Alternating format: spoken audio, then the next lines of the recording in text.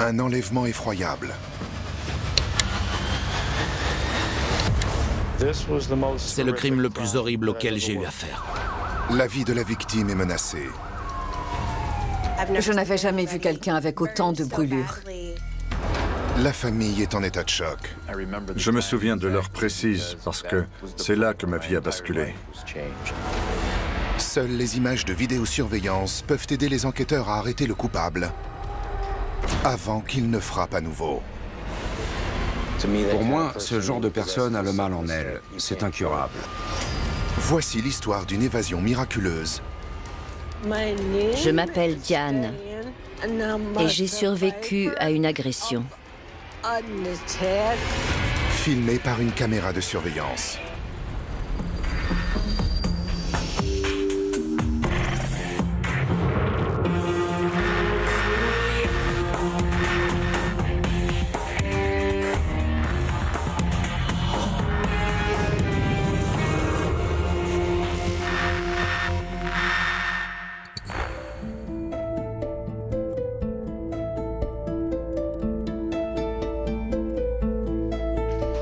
Diane Pransky, 53 ans, et son compagnon John Kawalek viennent de rentrer chez eux après une sortie de pêche couronnée de succès. Regarde un peu. C'est à toi de cuisiner. Diane a une approche de la vie exceptionnelle. D'accord, c'est toi qui les as pêchés. Elle voit toujours le bon côté des choses. Et elle est toujours positive avec tout le monde. Elle est formidable. C'est un diamant. Un véritable joyau. Le couple est ensemble depuis 8 ans. Leur relation est très sérieuse, mais ils vivent séparément, chacun dans sa maison. Il faut que je montre ça à April. Salut maman. Regarde ce que j'ai pêché. Tous les jours, Diane appelle sa fille, April, qui vient de quitter la maison pour aller travailler en Floride. Je me souviens, quand ma mère a commencé à sortir avec John, elle allait souvent pêcher avec lui. Elle était ravie de l'accompagner à la pêche. Et je trouvais ça bizarre, parce que ma mère aimait plutôt les trucs de filles. C'est qu'elle devait vraiment l'aimer. Tu me manques. Toi aussi, tu me manques. On était très proches toutes les deux. Elle était triste que je parte faire mes études, mais elle me disait toujours qu'elle était fière de moi. Au revoir, chérie. Au revoir, maman.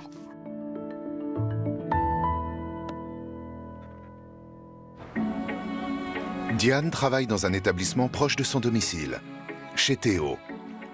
C'était elle, le soleil du bar. Les gens venaient chez Théo juste pour boire un verre au bar ou grignoter un bout avec elle.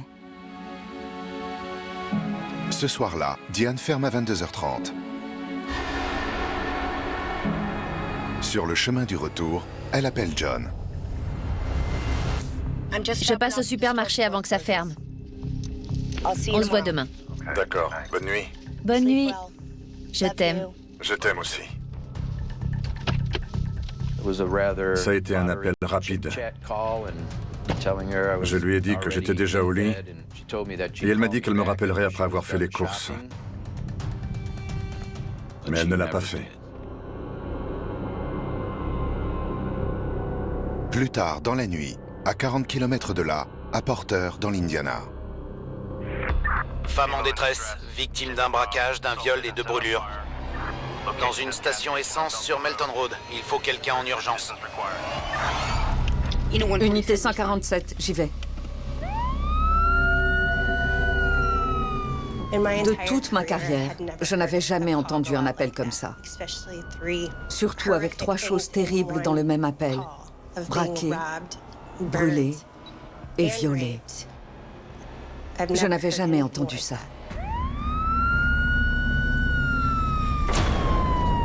Sur place, la victime a déjà été prise en charge par les secours.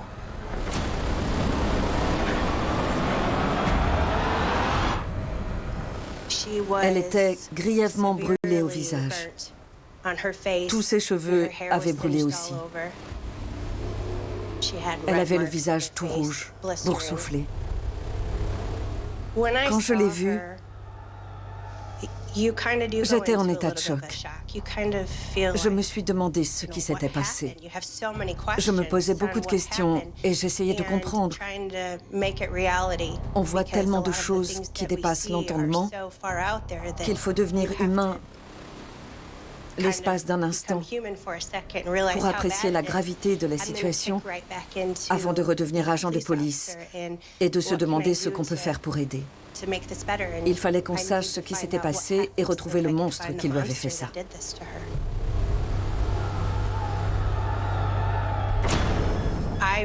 Je ne savais pas quoi penser. Je n'avais jamais vu quelqu'un avec autant de brûlures. L'agent commissaire Sick doit reconstituer les faits. S'il vous plaît, madame. Si je n'obtenais pas cette information tout de suite, je ne l'obtiendrais peut-être jamais. Et sans elle, on ne pouvait pas espérer arrêter celui qui lui avait fait ça. Comment vous vous appelez? Diane Pransky. Vu son état, je n'en revenais pas qu'elle puisse encore parler. Sa bouche et sa langue étaient brûlées. Et elle avait du mal à parler. Je ne pensais vraiment pas qu'elle pourrait s'en sortir. Je sais que les brûlures ont tendance à empirer avec le temps. Et en général, ça va assez vite. Ça empire très vite. L'agent commissaire Sick comprend que ces brûlures ne sont pas accidentelles.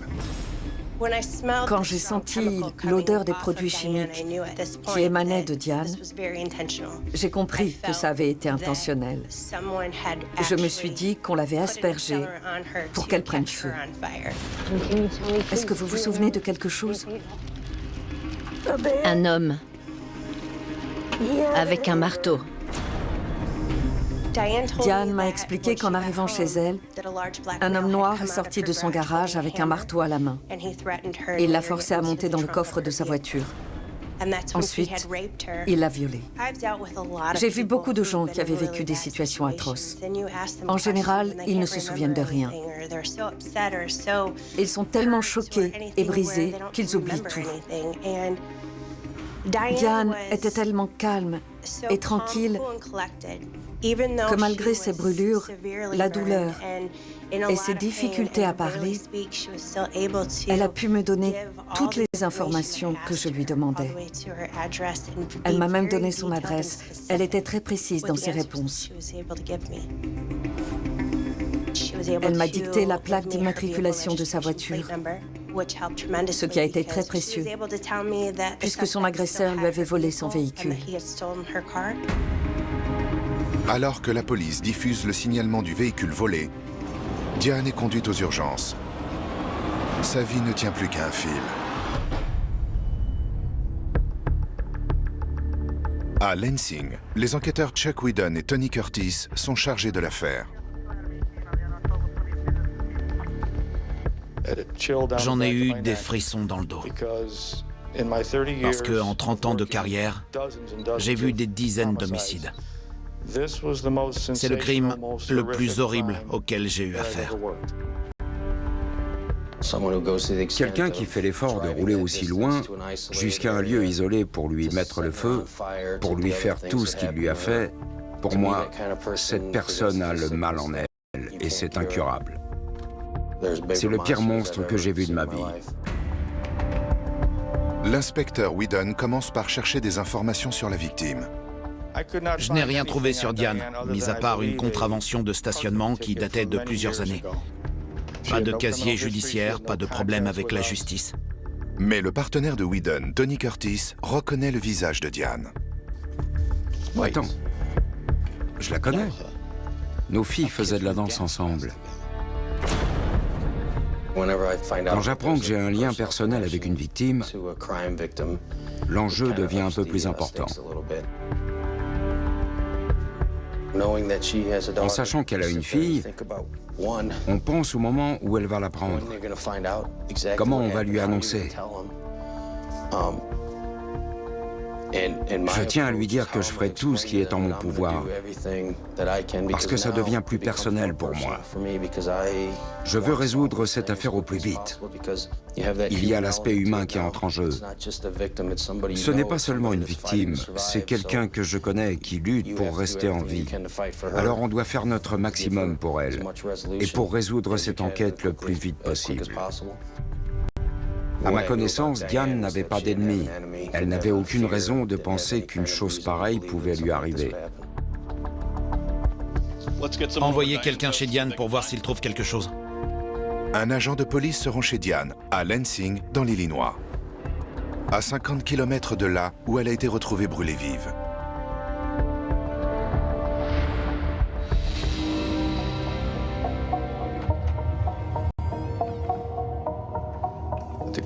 La porte avait été enfoncée. Plusieurs objets semblaient avoir disparu, comme des télévisions. Les câbles étaient encore là, mais les télés avaient disparu. La maison était sans dessus-dessous, ça ressemblait à un cambriolage. Aucun indice ne semble permettre d'identifier l'agresseur de Diane. Mais il découvre une piste potentielle. Le reçu du supermarché, imprimé à 23h29.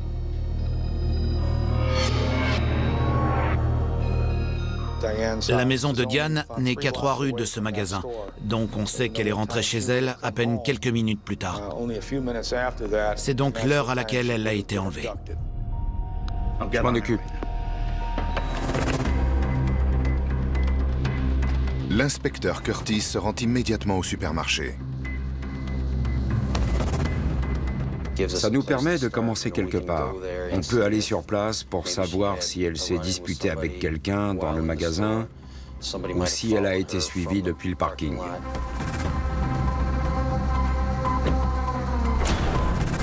Curtis a de la chance. Le magasin est équipé de caméras qui filment le parking et l'intérieur du supermarché. Inspecteur Curtis, je peux voir les images de vidéosurveillance d'hier soir? J'ai hâte de voir ces images. C'est la première étape pour retrouver les coupables.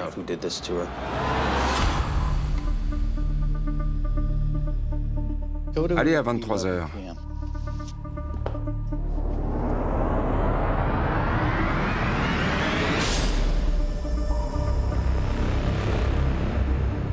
Laissez tourner.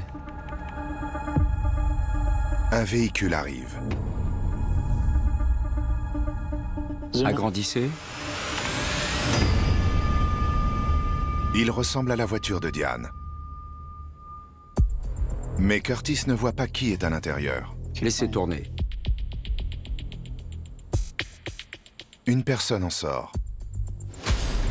Elle est seule et se dirige vers le magasin. Passez à l'intérieur.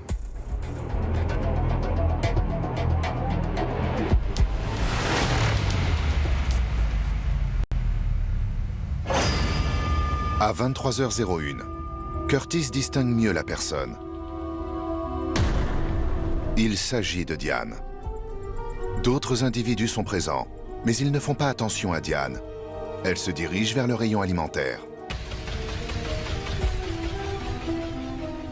Quand j'ai regardé la vidéo, que je l'ai vu faire ses courses normalement, acheter à manger sans avoir la moindre idée de ce qui allait lui arriver, ça a été dur. Allez à 23h29. C'est l'heure qui apparaît sur le reçu qu'on a retrouvé chez elle. Arrêtez là. Zoomez. Très bien.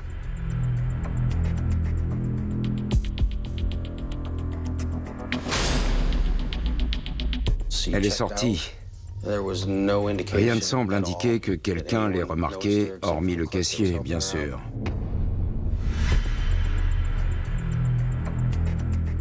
Passez à la caméra du parking.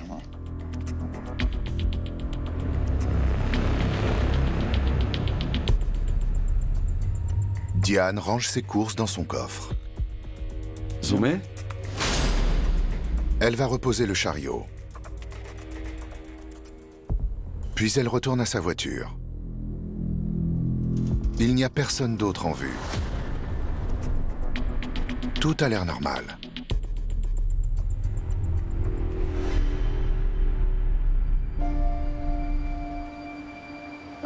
Quelques heures après l'agression de Diane Pransky, l'inspecteur Whedon se rend aux urgences.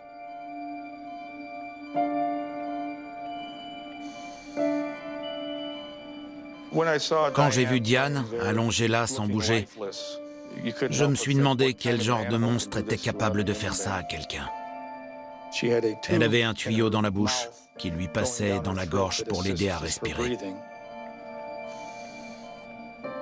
Les médecins craignaient que sans ce tube, sa gorge gonfle et qu'elle finisse par s'étouffer. À ce niveau, il y avait de grandes chances que cela devienne une enquête pour homicide. On savait que l'agresseur était quelqu'un de dangereux, qu'il ne fallait pas laisser en liberté. Il fallait qu'on l'arrête le plus vite possible, avant qu'il ne récidive. Alors que Whedon allait partir, le compagnon de Diane, John Kawalek, arrive aux urgences. Je cherche Diane Pransky. Il faut qu'on parle. Est-ce qu'elle va bien? Je l'ai informé de la gravité de son état. Je lui ai dit de se préparer à la voir parce qu'il n'allait pas la reconnaître. Ils avaient peur que j'aie une réaction de rejet en la voyant dans cet état. Mais je leur ai dit que je m'en fichais, que je voulais la voir. Je voulais être là pour elle. Je suis resté un peu avec lui. Je lui ai posé quelques questions sur Diane dans le cadre de mon enquête. Vous connaissez quelqu'un qui aurait pu lui en vouloir? Non. Il ne comprenait pas. Elle n'avait pas d'ennemis. Ils s'entendaient très bien tous les deux. Et il ne voyait pas pourquoi on lui avait fait ça. John découvre les blessures de Diane pour la première fois.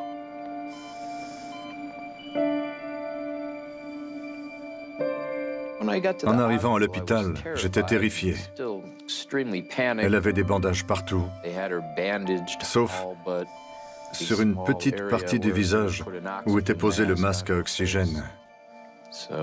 C'était assez impressionnant. J'étais très nerveux à ce moment-là. J'étais en larmes.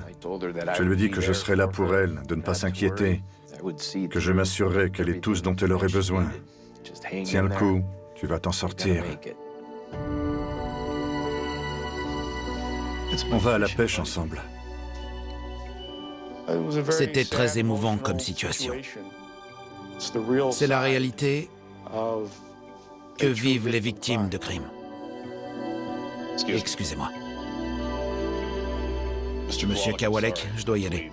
Je vous tiens au courant dès qu'on a quelque chose. D'accord. John doit maintenant passer l'appel le plus difficile de sa vie.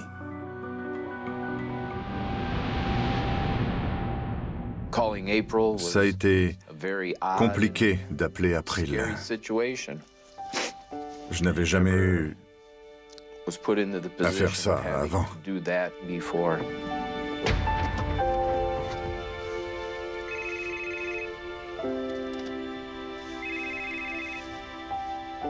Allô? April, c'est ta mère. Elle est à l'hôpital.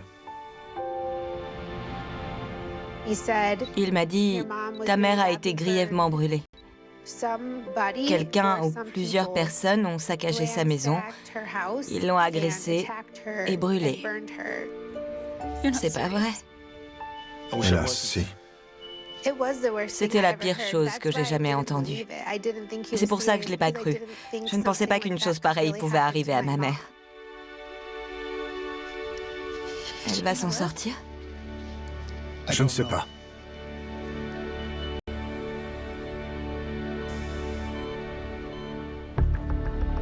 Au poste de police, les enquêteurs recherchent la voiture de Diane.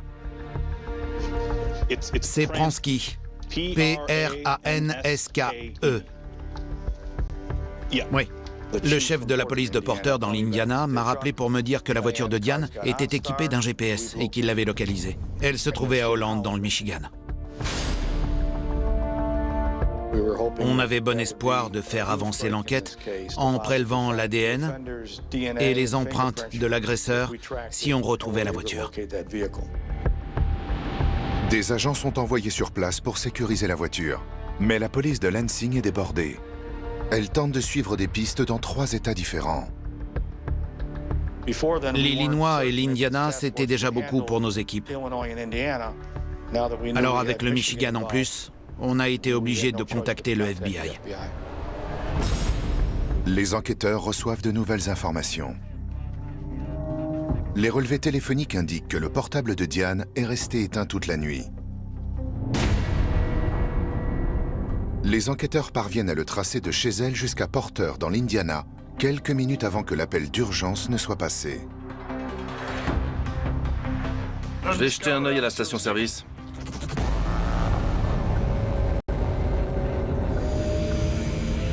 Les agents du FBI se rendent à l'endroit où le portable a été localisé pour la dernière fois.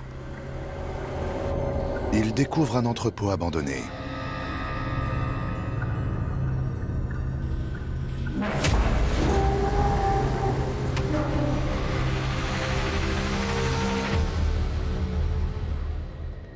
Lors de la perquisition, les enquêteurs ont retrouvé les traces d'un feu.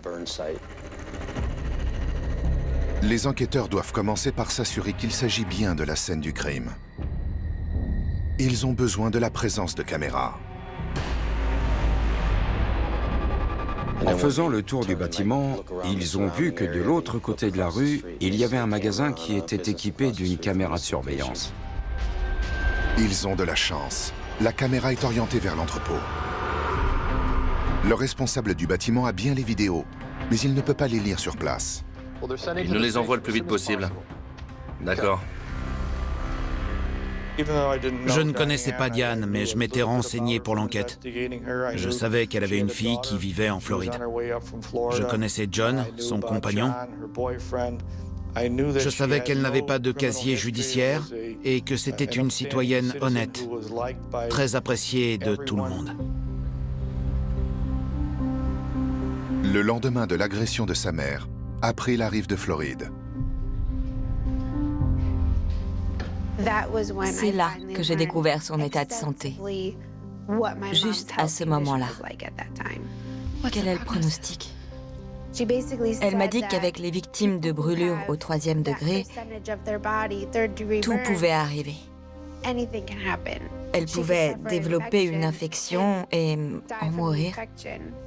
Les greffes pouvaient être rejetées et sans peau sur ses brûlures, elle ne pouvait pas survivre. Elle jouait sa vie.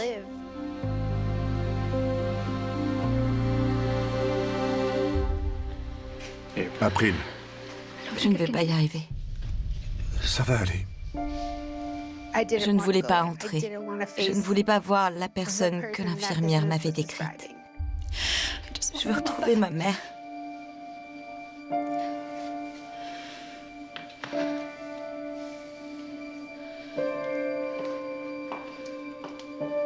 April m'a dit, et si elle ne ressemble plus à ma mère?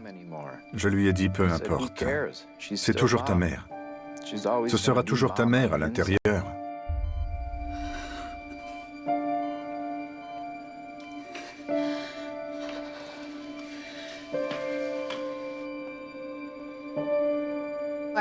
Je me suis approchée d'elle, je lui ai pris la main et elle m'a serré très fort. Je ne pensais pas qu'elle aurait autant de force pour me serrer la main comme ça, vu son état. Mais j'étais contente d'être là, et elle était contente que je sois là.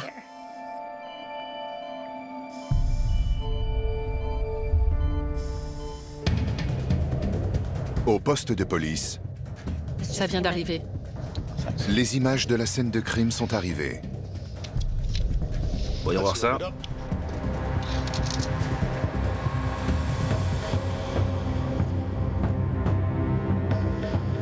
La caméra filme l'entrepôt, mais il est partiellement caché par des arbres. Et il fait très sombre. On ne sait pas si on va découvrir un suspect ou si on va voir ce qui s'est passé. Mais c'est peut-être l'élément qui va débloquer l'enquête.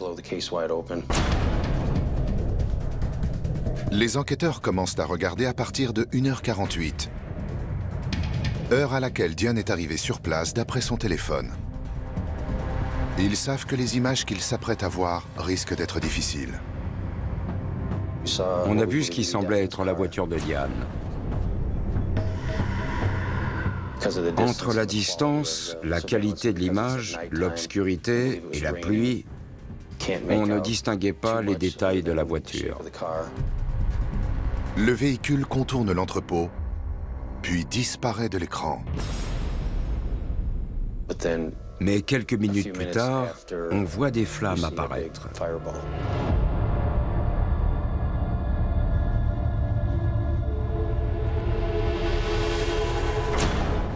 Les flammes continuent pendant plusieurs minutes.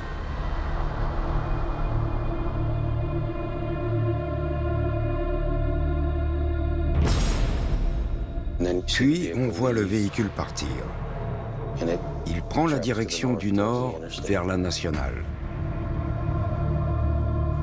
L'agresseur est sûrement au volant de la voiture. Mais il fait trop sombre pour le voir.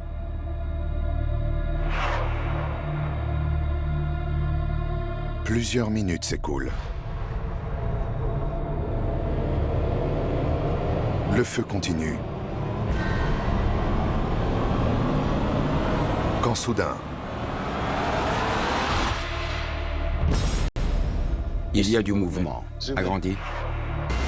On voit une forme sortir de l'entrepôt par derrière. En découvrant ces images stupéfiantes, les enquêteurs comprennent qu'il s'agit de Diane. C'est incroyable. Qui est encore en feu et tente de se sauver.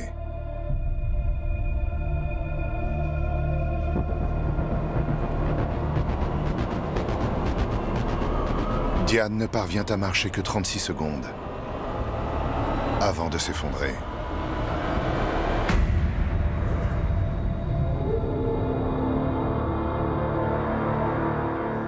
Qu'est-ce qu'elle fait?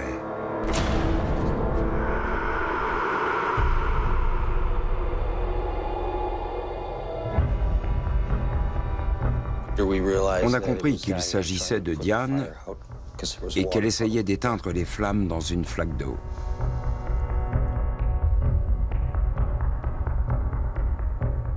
C'est pas croyable. Elle a essayé de se rouler dans la flaque pour éteindre le feu. Je ne sais pas si j'en aurais été capable. Je ne sais pas combien de gens auraient pu faire ça. C'est incroyable qu'elle ait réussi à le faire. Je n'ai jamais ressenti cette douleur physique et j'espère ne jamais la ressentir. Mais ça nous a tous donné envie de résoudre cette affaire rapidement. On voulait qu'elle s'en sorte, qu'elle se rétablisse, et on voulait tout faire pour résoudre cette enquête.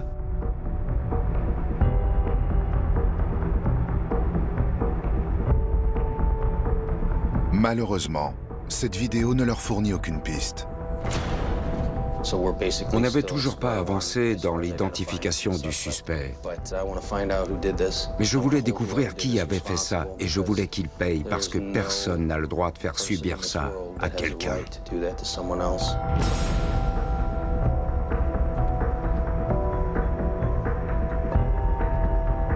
Les enquêteurs reçoivent alors le relevé bancaire de Diane. Il indique que sa carte de crédit a été utilisée dans 2 distributeurs différents cette nuit-là, avant que Diane n'arrive à l'entrepôt. Les relevés bancaires de Diane indiquaient l'endroit précis où les transactions avaient eu lieu grâce à un numéro d'agence. Donc on a pu obtenir l'adresse exacte. Les policiers se rendent immédiatement sur les lieux. Nos collègues ont essayé de se procurer les vidéos des distributeurs pour tenter d'obtenir un visuel de la personne qui s'était servie de la carte. Mauvaise nouvelle à la première banque. Les caméras du distributeur ne fonctionnaient pas. À la seconde banque, en revanche, la caméra était intégrée dans le distributeur. Il visionne les images. Mais il ne voit qu'un écran vide. Jusqu'à 23h57.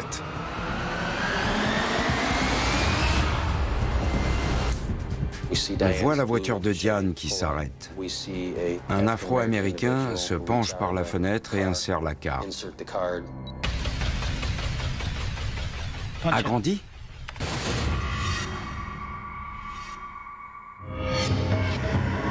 Cela ne fait aucun doute. Ils sont bien face à l'agresseur de Diane. Il a enfilé un collant de femme sur la tête. Ça lui change un peu la forme du nez, mais on voit quand même son visage. Il porte aussi des gants en latex pour ne pas laisser d'empreintes digitales. Ils utilisent ces techniques pour commettre leurs crimes en toute impunité. On ne voit pas Diane à ce moment-là. Mais on sait que cet homme l'a forcé à monter dans le coffre de la voiture. On voit l'individu prendre des billets et la carte. Puis il s'en va au volant de la voiture de Diane.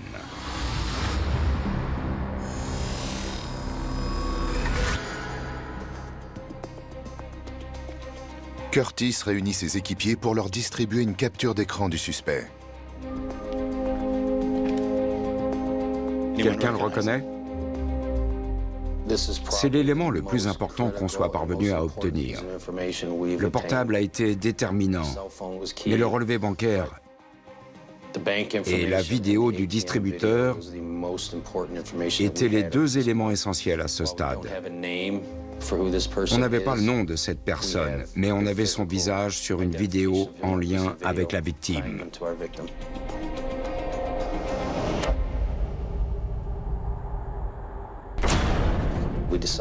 On a décidé de diffuser cette information aux médias pour demander au public de nous aider à identifier cet individu.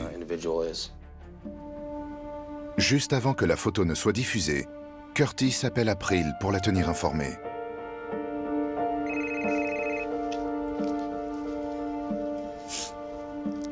Allô? J'ai prévenu April qu'on allait diffuser une image dans les médias. Vu ce qu'elle était en train de vivre, elle n'avait pas besoin de voir la personne qui avait fait ça à sa mère. D'accord, je comprends. Merci. Je lui ai conseillé de ne pas regarder, mais par curiosité, elle allait sûrement le faire. Sans surprise, April allume la télévision. D'après le FBI, l'homme l'a enlevé chez elle, à Lansing, dans l'Illinois, vers minuit. Il a ensuite traversé 3 États au volant de la voiture de la victime. Ces images ont été filmées au distributeur de Munster. Le suspect porte des gants et un collant sur la tête. Quand j'ai vu à la télé le visage de l'homme qui avait fait ça à ma mère, ça a été horrible. Je savais que l'homme qui avait fait du mal à ma mère était en liberté.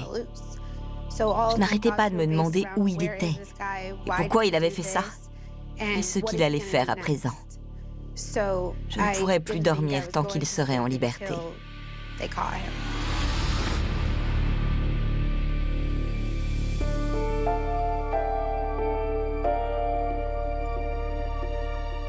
La nuit, on attend et on espère que quelqu'un l'identifie.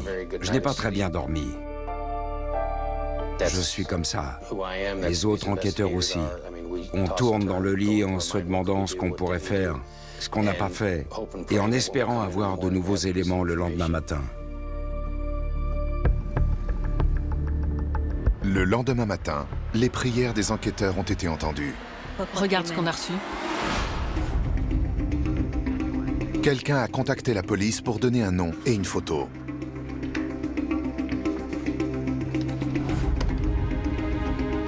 On a sorti son dossier et on a pu établir que la personne qui apparaissait sur la vidéo du distributeur, qui s'est servi de la carte de Diane, s'appelait Carlos Clay.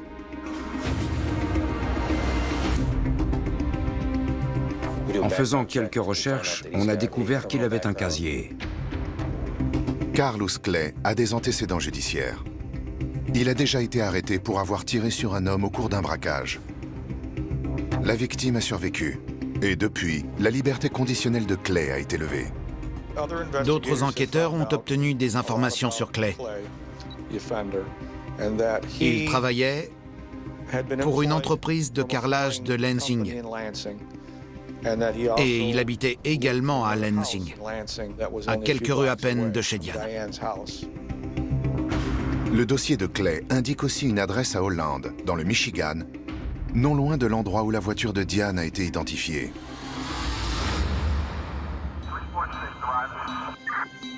On était en contact avec le FBI. Ils ont pu aller dans le Michigan plus vite que nous. Ils avaient des agents près de Holland. La police de Lansing suit à distance l'intervention du FBI au domicile de Clay. D'après mes informations, ils sont en position. Le périmètre est bouclé. Vous avez des nouvelles? On attendait des nouvelles. Une attente interminable. Ça m'a semblé une éternité, mais ça n'a pas dû durer plus de 10 minutes. C'est lui. Interpellation, interpellation.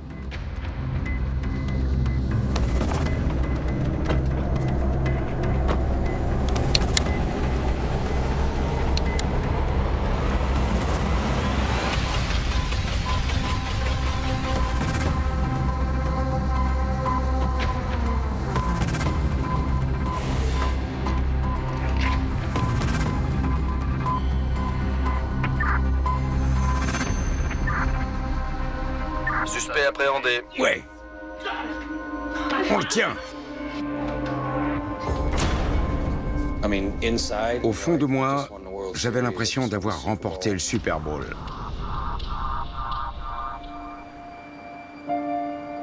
À l'hôpital, les médecins convoquent la famille de Diane pour une nouvelle importante.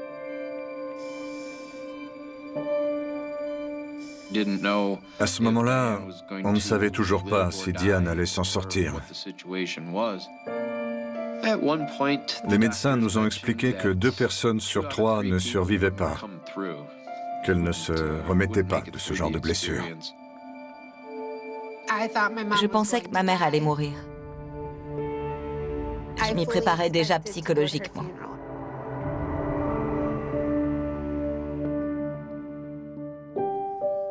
Pourtant, un miracle se produit. Je m'appelle Diane Pransky et j'ai survécu à une agression en septembre 2015.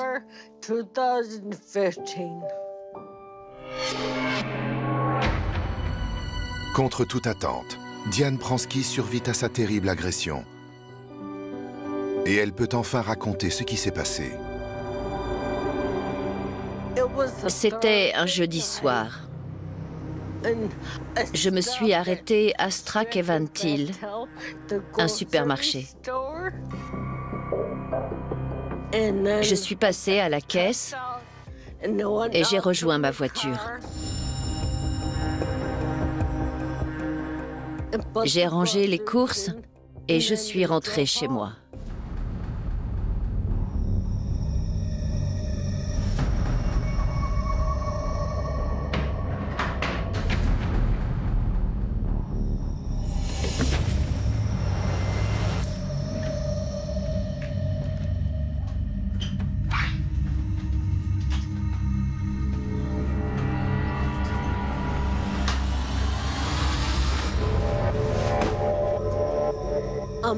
Un homme était chez moi.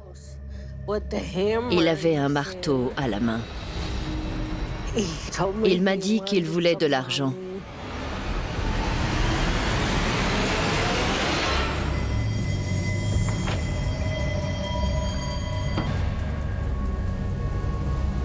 Il m'a forcé à monter dans le coffre de ma voiture. J'ai dû monter dans le coffre alors que je suis claustrophobe. Ça faisait beaucoup de bruit. J'entendais tout parce que j'étais tout près du sol. J'avais très peur.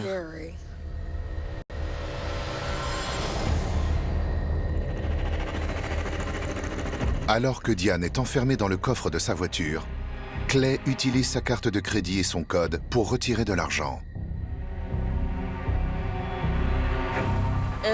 J'ai prié de toutes mes forces pour m'en sortir vivante. «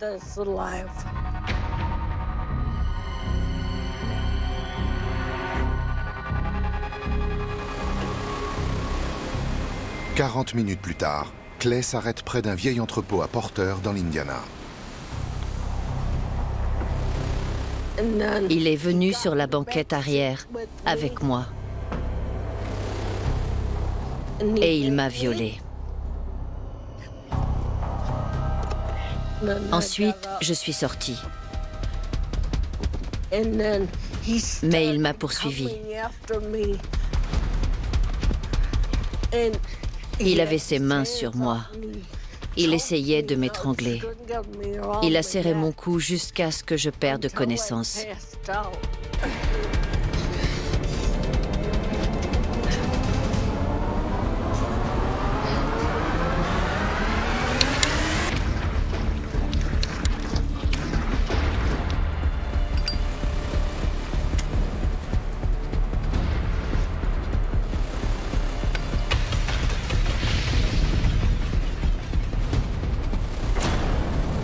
La laissant pour morte, il s'enfuit au volant de la voiture de Diane.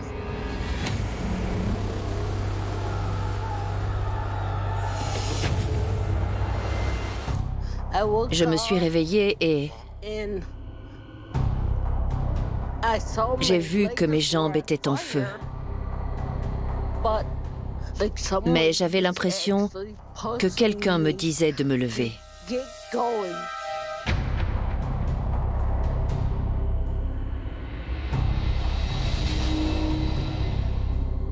Alors je me suis roulée dans l'herbe pour éteindre les flammes.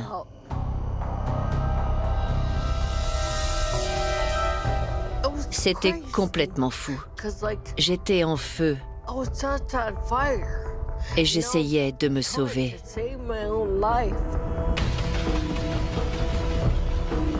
Diane aperçoit les lumières d'une station-service et trouve la force d'aller demander de l'aide. Je pense que c'était spirituel. Quelque chose comme des anges, des esprits ou Dieu, je ne sais pas.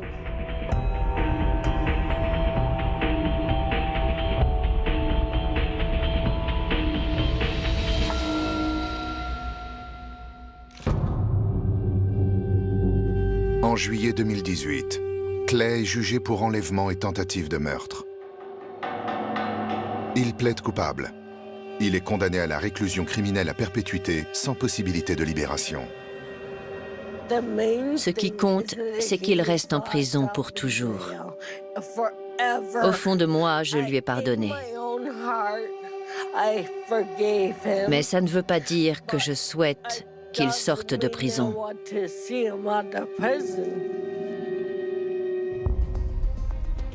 D'avoir les images des caméras de surveillance du supermarché et de la banque, ça nous a beaucoup aidés. On ne se rend pas compte de l'importance de la vidéosurveillance dans une enquête.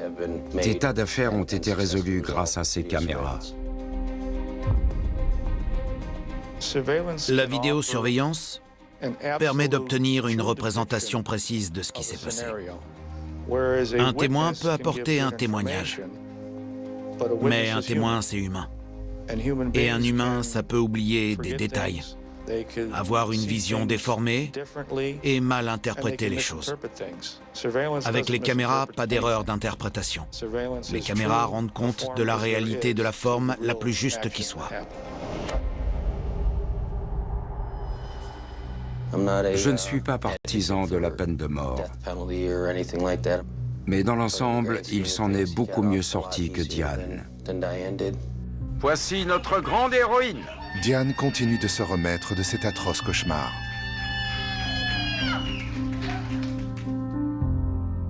La vie de ma mère a changé à tout jamais. Elle ne pourra plus jamais travailler. Elle ne pourra plus servir au bar comme elle aimait tant le faire. Elle ne pourra plus jamais s'occuper de son jardin, ni conduire une voiture. Elle a besoin d'une assistance 24 heures sur 24. Je n'aurais jamais pu la laisser aller en maison de repos. Alors j'ai tout fait pour la ramener à la maison. John doit tout faire pour elle. Il cuisine, il lui découpe ses aliments, il l'emmène aux toilettes, il lui donne la douche tous les jours. Elle ne peut plus rien faire toute seule. Je l'aime très fort. Et je le remercie de s'occuper si bien de moi et d'être auprès de moi tous les jours.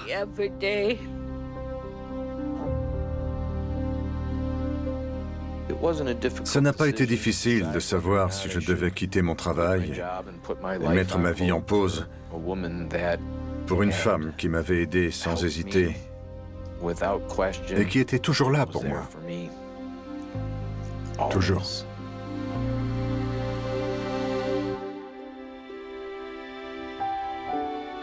Ma mère ne se considère pas comme une victime. Elle ne cherche pas la pitié ou l'attention pour ce qui lui est arrivé. Elle se considère comme une survivante, parce que c'est ce qu'elle est. Je me rends compte que la vie est précieuse et qu'on devrait tous prendre soin les uns des autres